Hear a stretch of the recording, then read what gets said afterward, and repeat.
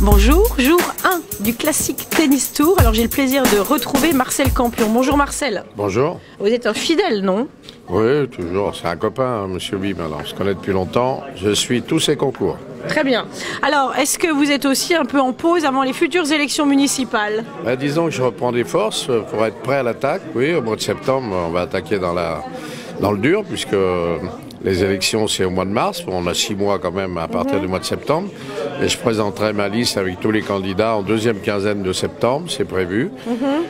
Tout est fait, on a une permanence, on a déposé nos statuts à la commission des élections, on a un mandataire financier, un directeur de campagne, un comité de soutien avec des gens très importants que je peux citer maintenant. Ah, très bien, à volonté. On a Monsieur Berkoff qui est dans le comité de soutien. J'ai 3 maires de banlieue parisienne, dont un maire va être le président du comité de soutien. Il y a Alain Madelin, ancien ministre.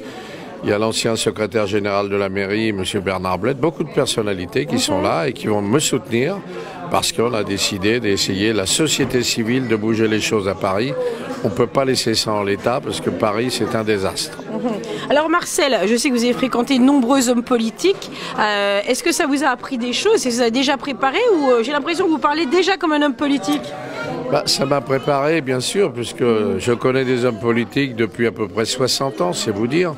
J'ai côtoyé des maires, des députés, des ministres, voire des présidents de la République. Oui. Et quand je vois que c'est pas trop des épées, ces gens-là, oui, il n'y a rien de désolant à essayer de les pousser pour prendre leur place. D'ailleurs, ce que je comprends pas, c'est pourquoi la population a dans la tête que c'est des gens de parti qui doivent être maires. Pourquoi? Est-ce qu'ils savent que ces gens-là, la plupart, n'ont jamais rien fait, ils n'ont jamais rien géré? Ils ont pratiqué leur parti pour arriver en tête, ils ont fait beaucoup de copinerie. Mais je vois personne qui a monté une belle entreprise, qui n'a pas fait faillite. La plupart des députés qui sont en place, ils ont tous fait faillite. Vous parlez comme Bernard Tapie, là? Non, ils ont fait faillite dans leurs affaires, puisque c'est pas leurs affaires, c'est les vôtres. Donc ils peuvent faire faillite tant que vous voulez. Vous avez la maire de Paris qui va annoncer à la fin de sa mandature 9 milliards de dettes en disant que c'est une belle dette. Vous vous rendez compte, si tous les maires de Paris avaient eu cette belle dette-là, ça serait 4 fois le budget de la ville. Non, on a affaire à une bande de fous, surtout en ce moment. Il va falloir qu'on les dégage et essayer d'assurer déjà une propreté, une mobilité, une sécurité à Paris et puis regarder cet état des finances qui est désastreuse. Et remettre la grande roue. Oh, mais ça, c'est pas le problème. Vous taquine, Marcel. C'est pas le problème, la grande roue. De toute façon, elle y est déjà. Elle est dans le jardin des Tuileries. Elle est bien. Elle a une belle place. Et je vois pas pourquoi elle n'aurait pas sa place à Paris. Je suis tombé avec des gens dézingués complètement, qui ont essayé de me dézinguer.